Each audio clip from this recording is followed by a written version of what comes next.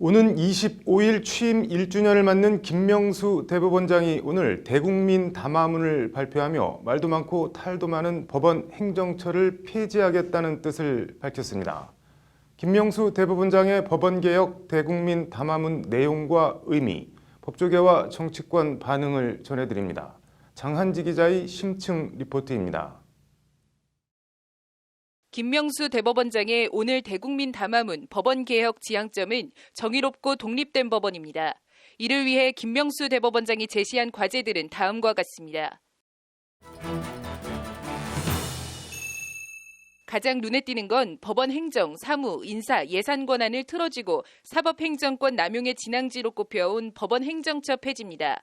각급 법원과 법관위에 군림해온 행정처를 폐지하고 법원 외부 인사들이 포함된 가칭 사법행정회의에 사법행정 권한을 이양하겠다는 구상입니다. 법원 행정처는 오로지 집행 업무만 담당하는 법원 사무처와 대법원 사무국으로 분리 재편하겠다.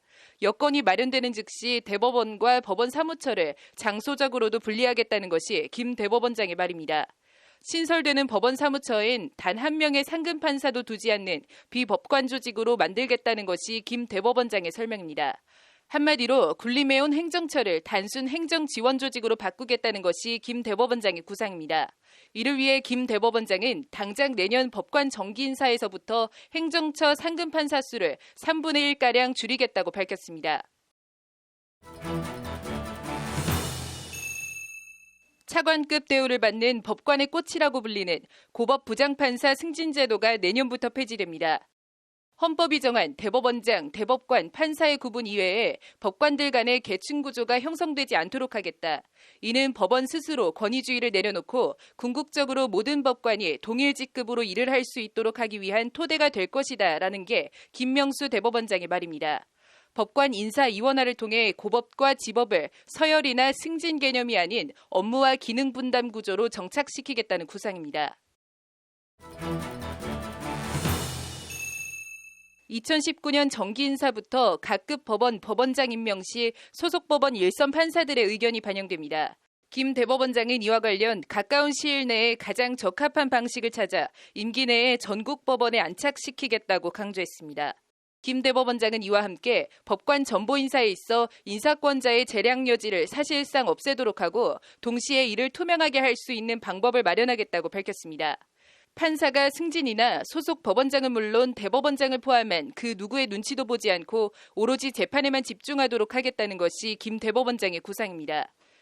그리하여 법관이 오로지 재판에만 집중하고 이를 가장 큰 영광으로 여길 수 있도록 하겠다는 것이 김 대법원장의 말입니다. 김 대법원장은 이와 함께 임의어 검색을 통한 법원 판결문 통합 검색 열람 시스템 도입 등 폐쇄적인 법원 투명성을 높이기 위한 여러 대책들도 아울러 발표했습니다.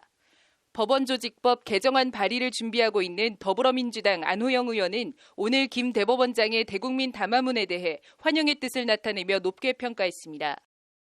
사법행정 권한을 대법원장이 단독으로 행사하는 것으로 인해서 사법조직의 어떤 관료와 여러 가지 남용 등 이런 문제들이 있었는데 이런 부분들을 해소하겠다는 그런 의지를 적극적으로 표명한 것으로. 법조계에서도 원론적인 방향은 맞지만 실제 운영에 있어 미비점을 보완해 나가야 할 필요가 있다는 지적도 함께 나왔습니다. 폐지하더라도 어차피 사법행정은 누군가 해야 되는데 중요한 거는 기구를 폐지하느냐 그것보다도 어떤 사람들이 하느냐 그게 더 중요할 수 있겠죠.